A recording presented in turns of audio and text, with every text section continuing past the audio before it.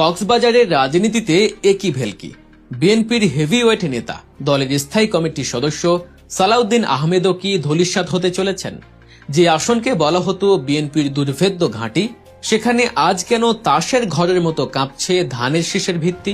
অবিশ্বাস্য মনে হলেও কক্সবাজারের মাঠের চিত্র কিন্তু এমন এক ভয়াবহ সংকেত দিচ্ছে, যা শুনলে কপালে ভাঁজ পড়বে খোদ তারেক রহমানেরও। 5 আগস্টের পর সবাই যখন ভেবেছিলেন কক্সবাজার মানেই বিএনপির একচ্ছত্র আধিপত্য, ঠিক তখনই নৈপথ্যে ঘটে গেছে বিশাল এক রাজনৈতিক ওলটপালট। বন্ধু যখন প্রতিদ্বন্দ্বী হয় তখন লড়াইটা হয় সবচেয়ে ভয়ঙ্কর। আর ঠিক সেই ভয়ঙ্কর লড়াইয়ের মুখোমুখি এখন কক্সবাজারের 4টি আসন। জামায়াতে ইসলামী কি এবার বিএনপির সাজানো বাগান তছনছ করে দেবে, নাকি বিএনপি সামলে নেবে তাদের দুর্গ? চলুন ভোটের মাঠের এই গরম খবরের গভীরে যাওয়া যাক। সালাউদ্দিন আহমেদ বিএনপির রাজনীতির এক উজ্জ্বল নক্ষত্র এবং দলের অন্যতম নীতি নির্ধারক। দীর্ঘ প্রবাস জীবন আর আইনি লড়াই শেষে তিনি দেশে ফিরেছেন। সাধারণ মানুষের ধারণা ছিল তিনি ফিরলেই বিএনপির রাজনীতিতে নতুন জোয়ার আসবে, হয়তো তিনি হবেন দলের পরবর্তী মহাসচিব। কিন্তু রাজনীতির অলিগলি বড়ই বিচিত্র। তারেক রহমান দেশে ফেরার পর সালাউদ্দিন আহমেদ কিছুটা যেন কোণঠাসা। বলা হচ্ছে তিনি তার নিজের নির্বাচনী এলাকায় প্রচারণায় ব্যস্ত। কিন্তু আসল খবর কি তাই?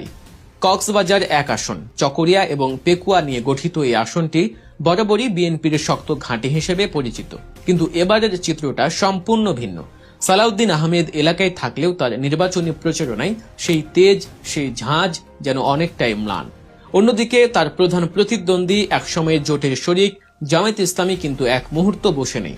জামায়াতের প্রার্থী আব্দুল্লাহ আল ফারুক ভোর থেকে গভীর রাত পর্যন্ত চষে বেড়াচ্ছেন চকরিয়া পেকুয়ার জনপদ। তার লক্ষ্য পরিষ্কার, জাতীয় সংসদের এই গুরুত্বপূর্ণ আসনটি এবার জামায়াতের ঘরে তোলা। ভোটের পরিসংখ্যানের দিকে তাকালে দেখা যায় চকরিয়া এবং পেকুয়া মিলিয়ে মোট ভোটার 5,33,000। এর মধ্যে চকরিয়ায় 3,86,000 আর পেকুয়ায় 1,47,000। 1996 এবং 2001 সালে এই আসনে সালাউদ্দিন আহমেদ এমপি নির্বাচিত হয়েছিলেন।